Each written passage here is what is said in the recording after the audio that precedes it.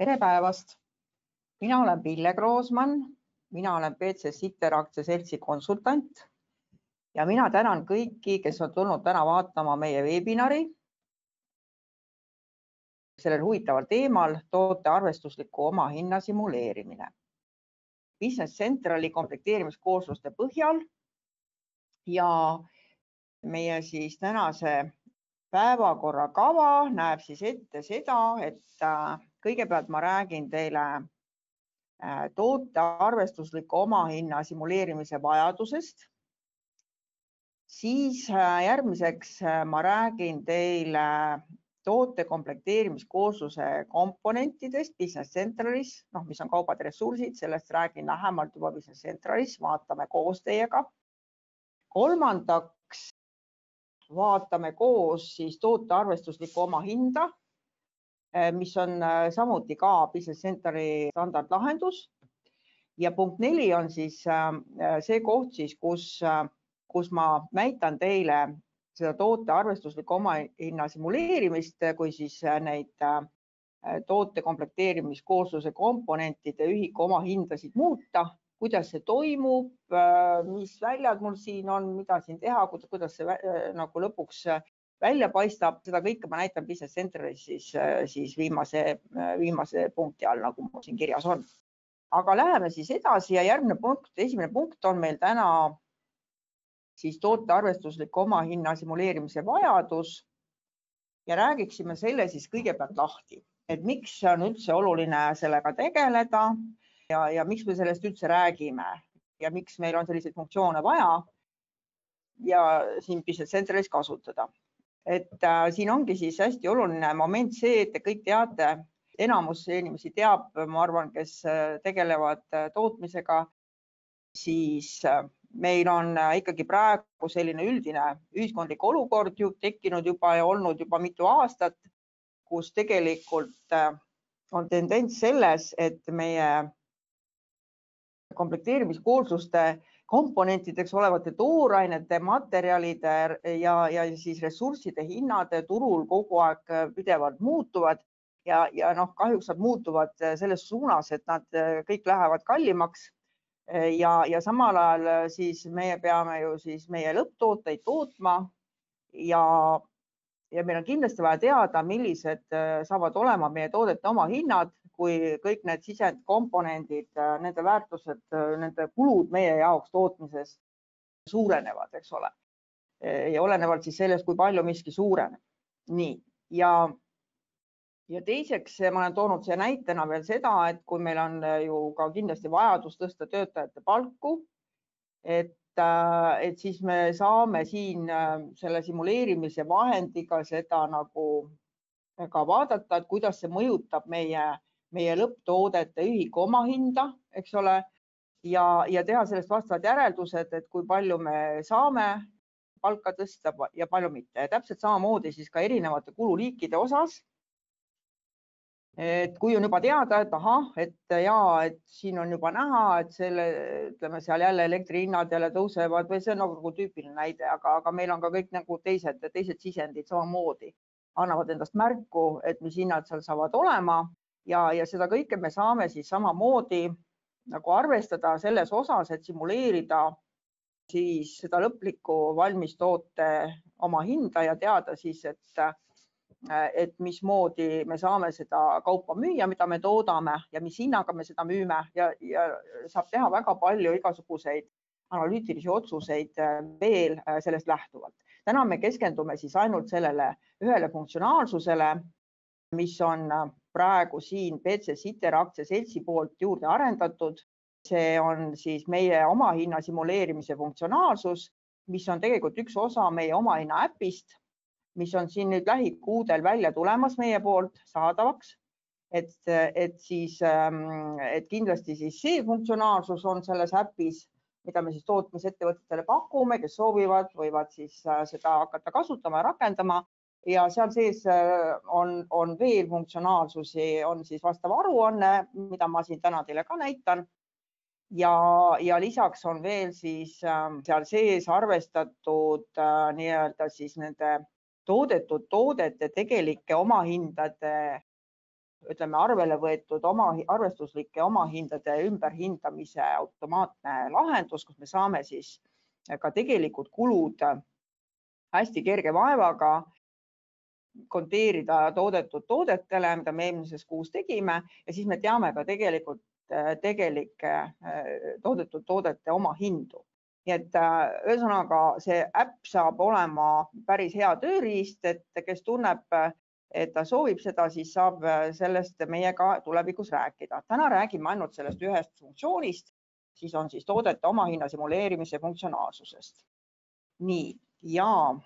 edasi järgmine punkt siis ongi punktid 2 ja 3 on tegelikult siis need, et kõigepealt ma näitan teile Business Centralis nüüd, kuidas meil siis tekib see nii-öelda omahind, et millest ta koosneb, mis need komponendid on, eks ole, toote komplekteerimiskoosluse komponendid, vaatame need kaubad, ressursid üle, see on meie Business Centrali standardlahendus. Ja siis me vaatame seda, et kuidas meil tegelikult selline nagu toote arvestuslik omahind kujuneb ja siis peale seda me siis tuleme selle viimase punkti juurde, kus me siis keskendume sellele simuleerimisele. Ma nüüd siis avaksin Business Centrali ja olengi Business Centralis ja oligi meil siis järgmine punkt, mis on need meie Business Centrali komplekteerimiskoosluste komponendid. Et kõigepealt on nendeks kindlasti kaubad ja vaatame korraks üle siis kaupade loendi, et mis meil siin on. Minul on siin demo baasis praegu tehtud selline näide, et kus on hästi lihtsad tooted, hästi lihtsad kaubad, et oleks hästi lihtne aru saada ja siin ei ole nendele antud mingit konkreetset tegevusala, millega see on seotud, et see on niisugune loominguline võimalus siin mõelda, et igaüks vastavalt siis oma toodetele, mida te toodate, et kuidas ta sarnaselt teie tootmisega kokku läheks. Siin antud juhul mul ongi siis, et kaupade loendus on mul vähe neid siia ka toodud, et meil ei ole neid rohkem siia vaja, et oleks ülevaatlik, eks ole, siin esitlus teile. Ja siin me näeme, et mul on siin, eks ole, on mul tooraine 1, tooraine 2, tooraine 3, samas mul on siin materjalid, materjal 1, materjal 2, eks ole. Ja siis mul on edasi, siin tulevad juba valmistooted või tooted, mida ma toodan, on ju toode 500, 600 ja nii edasi. Ja samas muidugi siin mul on toodetel siis vastavad ka numbrid, millest ma saan nagu täpsemalt aru juba, et mis on nagu toorained, materjalid ja mis numbriga hakkavad mul tooted. See saab oluliseks seal, kui me simuleerime, et kuidas me neid filtreid sinna lahendusse saame panna ja kasutada, et see on sellepärast oluline, sest sellepärast ma seda ka mainin. Nüüd järgmiseks on see, et kui ma nüüd lähen ja vaatan seda nii-öelda nagu toodet, mida ma toodan ja ma lähen vaatan siis tema komplekteerimiskooslust. Ja selles komplekteerimiskoosluses on siis nagu määratud ära, milliseid tooraineid ja materjale ma kasutan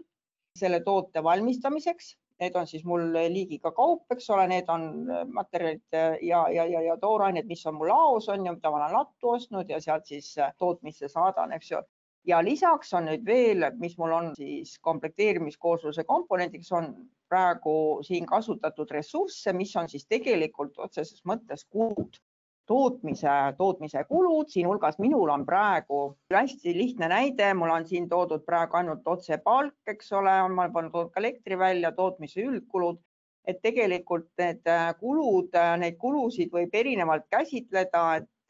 on ka see võimalus, et ma ei kasutagi neid detailseid kulude näitamisi, vaid mul on kõik on nagu tootmise üldkulud, eks ole, et kulud on nagu ühe reaga siin ressursina kirjas. Aga siin on jälle see moment, et kui me hakkame hiljem seda oma hinda simuleerima, kus me hakkame neid ühikuhindasid nagu muutma, siis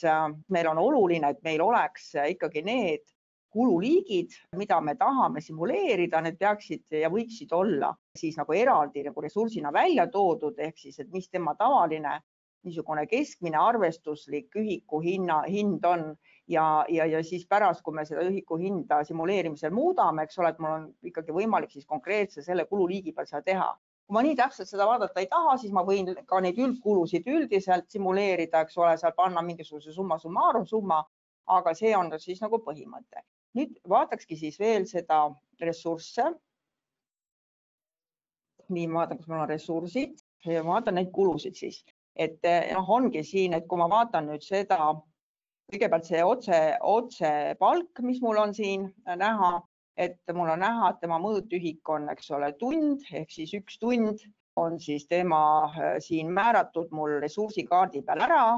ja tema ühiku kulu on siis 9 eurot mul siin näitena toodud. Ehk siis siin on siis ressursikaardi peal ta olemas ja samal ajal see ressurss, see otsepalk kuulub ka ressursirühma palk,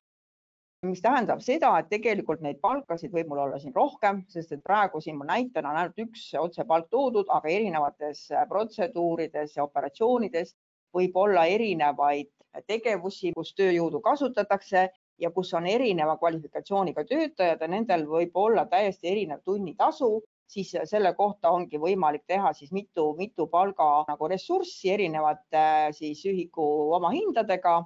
ja niimoodi siis nagu koostada siis ühe lõpptoote komplekteerimise kooslus ehk pomm, eks ju.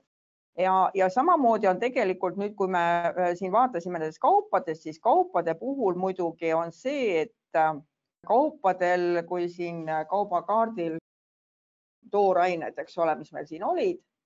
me seda vaatasime, siis meil on igal kaubakaardil, kes Business Centerit tunneb ja teab, siin on ka olemas vastav info, eks ole, meil on ühiku omahind kaardil täiesti kuvatav, mis on tegelikult selle ühiku keskmine omahind, kuigi tegelikult on arvestusmeetod on ka FIFO, siis siin ta kuvab sellist keskmist väärtust üldjuhul,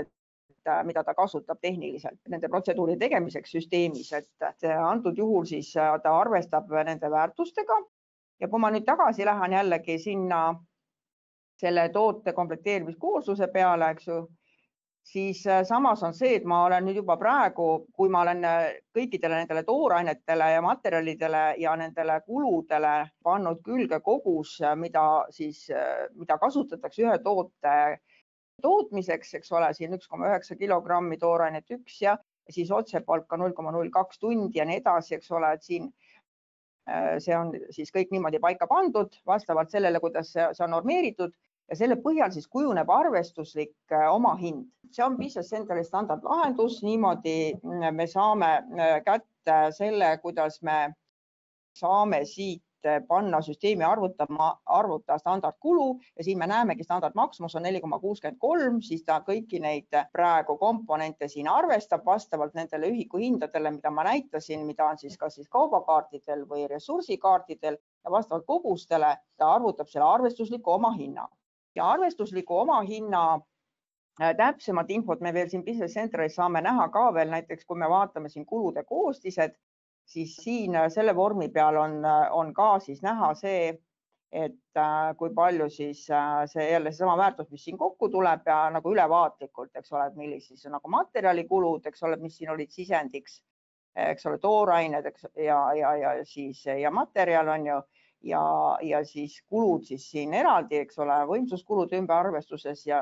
siis kulud kokku. Ja lisaks on veel Business Centralis olemas standardlahenduses selline huvitav asi nagu koosluste, kulude ja koostise jaotumine, see on tegelikult aruanne, selle ma saan siit praegu vajutada selle ühe toote kohta ka ekraanile, aga samas võib seda ka täiesti iseseisvalt välja võtta, seda aruannet ja siis ma saan ka nagu kõikide toodete kohta selle välja võtta. Ja siin on juba näha hästi ülevaatlikult need nii-öelda komponentide proportsioonid meie omahinnas, eks ole, et ongi siin näha, et see kaup, eks ole, 1,02 on meil siis kõige suurema osalusega selles hinnas ja juba järgmised siis komponendid tulevad siin järjest, eks ole, ja siin on ressursid. Nii, ja samas siin all on ka hästi ülevaatlikult siis välja toodud see kogu see komplekt, mis siin sees on, mis siin on kaasatud ja siis ühiku omahind. Et see on nüüd siis see arvestuslik omahind, mis tekib komplekteerimiskooslustel ja selle arvestusliku omahinnaga siis praktiliselt kuu jooksul kogu aeg tooteid võtate arvele, konteerimisel arvestatakse siis seda arvestuslikku omahinda sellega konteeritakse ta pearaamatusse ja lattu ja igale poole ja pärast, kui kuu on läbi saanud, siis tehakse selgeks, millised olid tegelikud tootmiskulud, kui kõik kuluarved on saabunud. Võrreldakse siis neid vahesid, et mida võeti arvele arvestuslikus omahinnas ja mis olid tegelikud kulud ja siis selle vahe, mis on tegelike kulude ja arvestuslike hindade vahel, siis tehakse ümberhindamine ja selleks on siis see teine funktsionaalsus, millest ma täna ei räägi, see kauba ümberhindamisžurnaali peal automaatselt saame siis jaotada neid ka detailselt, need tegeliku omahinna väärtused kõikidele toodetud omahindadele, et kõigil on siis õige omahinna väärtus küljes. Aga kuna see ei ole tänase seminari teema, siis ma läheksin siit edasi nüüd järgmise punkti juurde, et praegu selle panen siit kinni ja suundun korraks tagasi ja lähen nüüd tagasi selle juurde, mis mul siin oli. Need me vaatasime üle ja lähme siis järgmise punkti juurde, mis on põhiline kõige olulisem täna, mida tahtsime rääkida, ehk siis toodete omahinna simuleerimine. Ja nüüd see tähendab siis seda, et kuidas seda siis teha, et selle lahenduse järgi on meil loodud siis kõikidele nendele komponentidele, mis on siis komplekteerimiskoormuse komponendid, need on siis materjalidele ja toorainetele, eks ole, siis nii-öelda kaubakaardidel simuleeritavad ühiku omahinnad, seal on tehtud väli ja me saame sinna nendele väljadele lisada siis selle meie sellise simuleeritud hinna. See ei sega meil absoluutselt kõike ülejäänud protsessi, mis meil toimub Business Centralis, see on täiesti eraldi, töötab ainult selle simuleerimise jaoks. Ja täpselt samamoodi ressursikaardidele me oleme teinud siis eraldi väljad selle jaoks, et me saame sinna määrata siis ka selle hinna, eks ole, et mis me arvame, et selle kuluhind võiks siis olla tegelikult nagu simuleeritavas mõttes. Ma seda kohe ka hakkan teile näitama, aga siin ma mainin veel ära ka, et praegu ma siin et nimetasin, et kaubakaartidel, ressursikaardidel, aga meil on olemas selle lahenduse juures ka nende materjalide ja ressursside simuleeritavate hindade muutmine massiliselt, et ma saan panna filtrisse teatavad toorained või teatavad materjalid, võtta need filtrisse välja ja siis korraga kõigile lisada näiteks 10% otsa või ressurssidele või siis ma teen mõnele üksikule konkreetsele ressursile, see täpselt minu vaba valik ja seda me ka kohe näeme. Ja lisaks siis viimasena siin olen välja toonud selle protsessis, et kui me oleme need nagu simuleeritavad hinnad määranud ära siis kõikidele nendele vajalikele ressurssidele, kus me näeme, et hinnad võivad tõusta, siis meil on olemas selline omahinna aruanne, kus kuvataksegi siis nagu plokkide lõikes, et mis on materjalid ja toorained ja siis teine on siis nii-öelda need kulud ehk siis need ressursid, eks ole, et nende nagu hinnad kokku ja siis kõik summa summarum simuleeritav hind kokku toote kohta ja selleks on siis eraldi aruanne. Aga ma läheksingi siis nüüd jällegi Business Centralisse ja vaataksime siis seda simuleerimise lahendust. Ja nii, ma veel kord natukene teen ekraani suuremaks. Nii, ja kõigepealt ongi, et kui ma nüüd lähen jälle sinna kaubakaardile, eks ole, ja vaatan siis neid nii-öelda tooraineid ja näed, mul ongi siis siin tooraine 1, siis ma lähengi ja vaatan, et näed, mul on siin tegelikult, mul on siin olemas, näed, lisaks, kus on ühiku omahind, mul on ka olemas väli simuleeritud kulu kokku, see ongi selle jaoks nagu tehtud. Vaikimisi on tal siin sama väärtus, mis on tema see ühiku omahind, kui ma olen seda väärtust vastavalt uuendanud, seda ma kohe näitan, kuidas seda teha saab. Ja muidugi mul on võimalus ka siin kaubakaardil seda muuta. Ma teangi, et mul ongi võib-olla ainult mingisugune üks konkreetne asi. Ma tean, et see materjal kindlasti siin tema väärtus enam selle hinnaga mulle ei tule, kindlasti ei mängi välja, et siin tuleb mul, eks ole, näiteks mingisugune, hoopis on, eks ole, siin 1 euro. Mul on täiesti sümboolsed praegu need rahalised väärtused. Nii et selles mõttes vaadake seda lihtsalt niimoodi nagu tehnilist lahendust, et siin ei ole nagu mingit niisugust sisulist, et mis tooraine võiks nii palju maksta, vaid lihtsalt näite mõttes praegu kasutan selliseid numbreid. Nii, see on siis mul pandud praegu siin tooraine 1-le, eks ole, panin peale siin 1 eurot, eks ju, siia praegu. Ma praegu lihtsalt ühele kaardile panin. Nii, kohe ma pärast seda näitan ka teile seda massmuutmist, aga teiseks oli meil veel ka see, et ma tean, et mul ka kulud ehk siis ressursid täpselt samamoodi, et ma nüüd soovin planeerida ka, eks ole, siin, et otsepalk on ju, mul on siin on ju, ütleme, et et ma mõtlen, et tegelikult ma tahaksin seda tunni hinda tõsta, tõstan seda tunni hinda, eks ole, võib-olla siin näed, siin mul ongi simuleeritud kulu kokku, mul on see väli siin, et ma võib-olla tõstan üldse 2 eurot seda, eks ole, et ta ei ole enam 10, vaid ta on mul 11 eurot on ju, ja salvestan. Ja nüüd on nagu see, et kui mul on see nagu tehtud, siis põhimõtteliselt mul juba see avaldub mul seal omahinna aruandes, aga ennem kui ma seda tulemust hakkan seal näitama, ma korraks avan need 2 vormi, kus kohas me massiliselt saame neid omahindu muuta või ütleme, mitte omahindu muuta, vaid neid simuleeritavaid hindu muuta. Ja selleks ongi siis kõigepealt on meil siis selline koht nagu materjali, eks ole, halda materjali simuleeritud kulu. Nii, ja siin mul on ka, et kuna mul on neid materjale ja tooraineid siin hästi vähe oli tegelikult, muidu tavaliselt reaalses elus on siin terve pikk rivi, eks ole, kõik, mis meil siin kõik üldse kasutuses on, see on nagu meeletult pikk, olenevalt tootmisest, mida keegi kui palju kasutab tooraineid ja materjale. Ja samas muidugi siin on nüüd jälle see koht ka, et kui me siin hakkame massiliselt neid hindu muutma, siis nagu ma alguses ütlesin, et on võib-olla üks hea nipp ja mõte on see, et kui meil on näiteks nagu numeratsiooni järgi saame ka aru, et mis materjalid on võib-olla 2-ga hakkavad, mis hakkavad 1-ga, võib-olla pakendid hakkavad teise numbriga, et filtrisse panna, et mul on võimalus ju siin filtrit kasutada, eks ole, et missugust numbrit, mis algusega ma kasutan või mis iganes moel, kes tunnevad Business Centerit, need teavad, et Business Centerit saab filtreerida, aga antud juhul ma siis teeksin niimoodi, et ma vaataksingi siis seda massuuendamist, kuidas ma saaksin näiteks materjalide hindu massiliselt uuendada ja praegu nüüd, kui me vaatame neid veergusid, siis hetkel ongi see, vaata, see viimane veerg on see ühiku omahind, eks ju. Ja siin on pea, nagu me ennem vaatasime seda esimest toodet, see oli see tooraine 1. Siin meil oligi see ühiku hind oli vaata see keskmine, mis tal on reaalne ühiku hind, sisse ostetud kaupade järgi, sisse ostetud materjali järgi, eks ole, ostu nende kannete järgi, konteeritud kannete järgi oli tema keskmine ühe ühiku hind, oma hind oli 0,95, aga vaadake, siin on mul praegu simulated cost on juba 1 ja see 1 on nüüd see, mida ma tegelikult kaubakaardil muutsin. Teistel ma ei muutnud. Ja teistel on ta praegu siin selle vormi peal, selles veerus täpselt sama, mis on tema ühiku oma hind, eks ole, seal nagu reaalne, eks. Aga tähendab, et ta avaldub ka selle vormi peal, et siin on muutus tehtud, et selle järgi tehakse siis praegu juba mingid arvutused. Aga samas ma saan muuta neid ühiku hindasid tegelikult ka siin selle vormi peal. Ma võin praegu teha nii, et ma lähtestan tegelikult selle ära, mis ma siin ennem kaubakaardil muutsin. Et ta on nüüd ka täpselt sama nagu see ja hetkel ma nüüd valin rohkem praegu. Ma võin võtta näiteks kõik, ma võin kõigile panna näiteks juurde siia,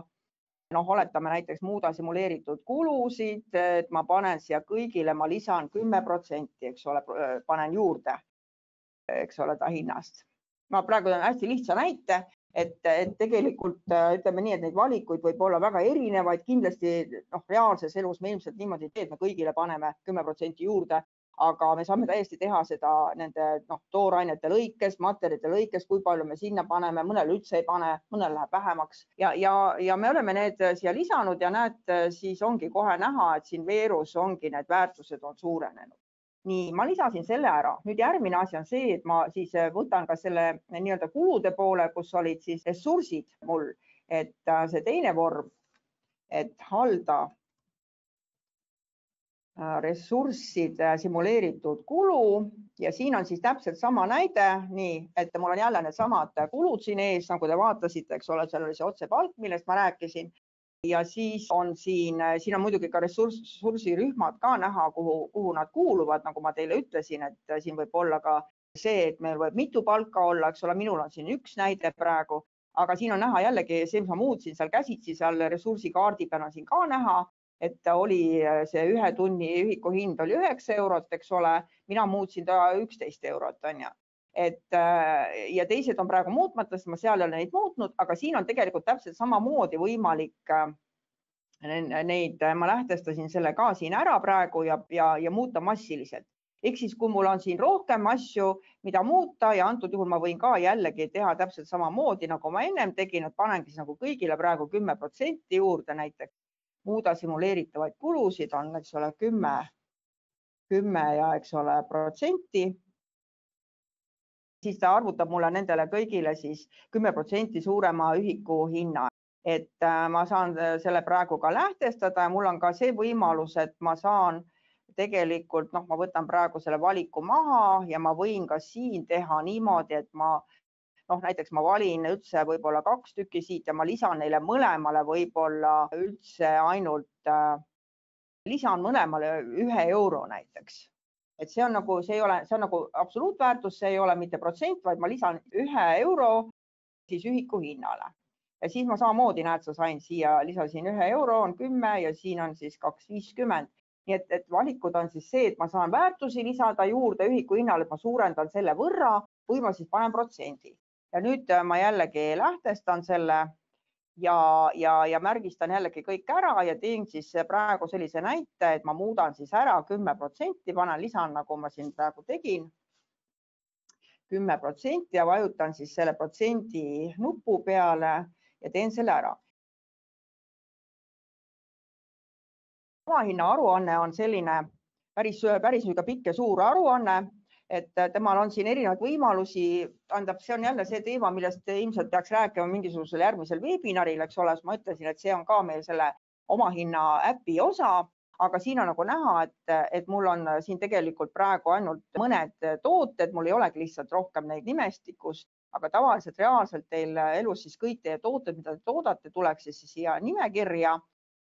Ja me saame neid siin ka jälle sorteerida, filtreerida ja samamoodi selles aruandes on meil kõigepealt, ta juba siin alguses arvutab välja selle arvestusliku omahinna, mis tuleb meil tegelikult sellest, millest ma alustasin täna, kus on see Business Centrali standardlahendus selle komplekteerimiskoosluse järgi ja nende reaalsete hindade järgi, mis on reaalselt meile pannud arvestuslikuks hinnaks, on siis see, meil on ka siis siin eraldi veerus välja toodud ja edasi järgmised veerud on meil siin kõigepealt, on siis see, mis meil tegelikult reaalselt on tootmises toimunud 12 kuud tagasi ulatuvalt. Vaadake, siin on meil praegu, täna meil on aprillikuu, siin on meil, eks ole, märts on siis tavaliselt aruandekuu on siis meil eelmine kuu, et mul on siis märts on aruandekuu ja sellest mul hakkab peale, et märtsis toodetud ja siis on, mis siis oli veebruaris, jaanuaris ja kuni 12 kuud, eks ole, need on siis hinnad toodud, et oleks mul ülevaatlik. Aga siin ma näen juba seda, et vaata, märtsis on meil selline asi, et näete, need hinnad on natukene suuremad kui arvestuslik omahind, sellepärast, et vaata, ma olen võtnud arvestusliku hinnaga kõik oma tooted arvele, vaata kuu jooksul, eks ju.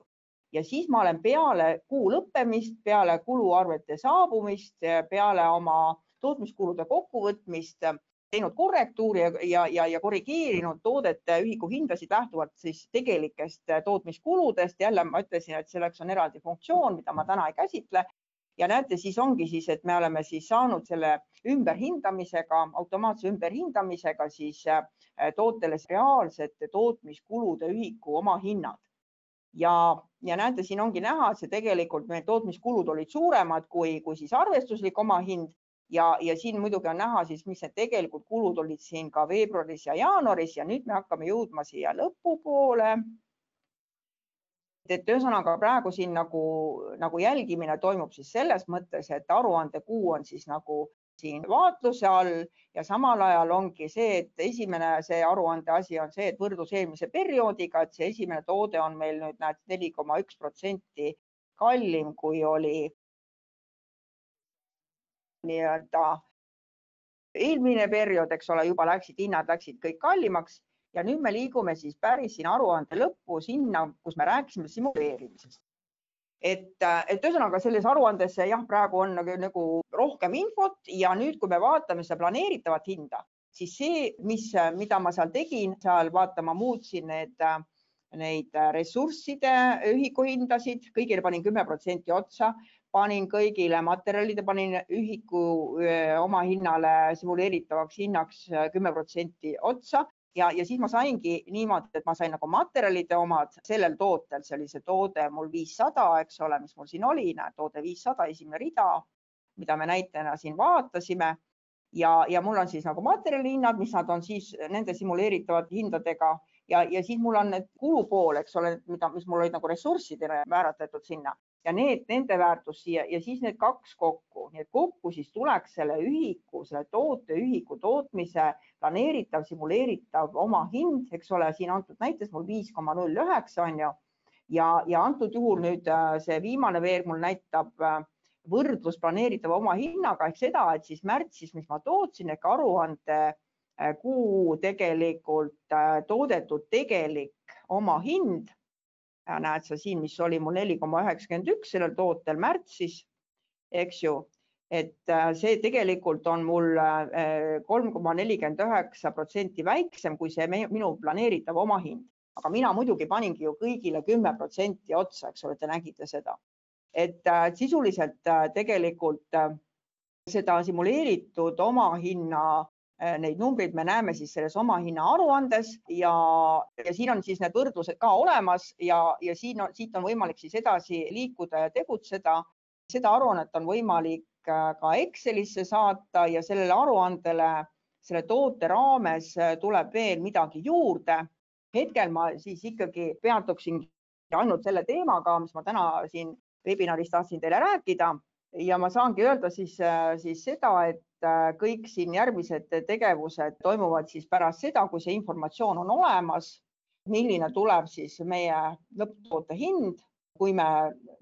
tema nagu sisendkomponentide hinnad määrame siis vastavalt sellele, mis me arvame, nad tulevad ja vastavalt sellele me saame seda siis juba hakata võrdlema sellega, et mis meil peaksid olema müügihinnad ja kui kasumlik meil pärast see toode üldse on ja kui otstarbekas meil on seda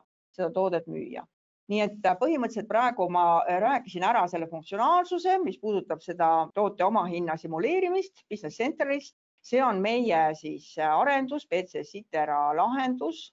mida me oleme teinud siin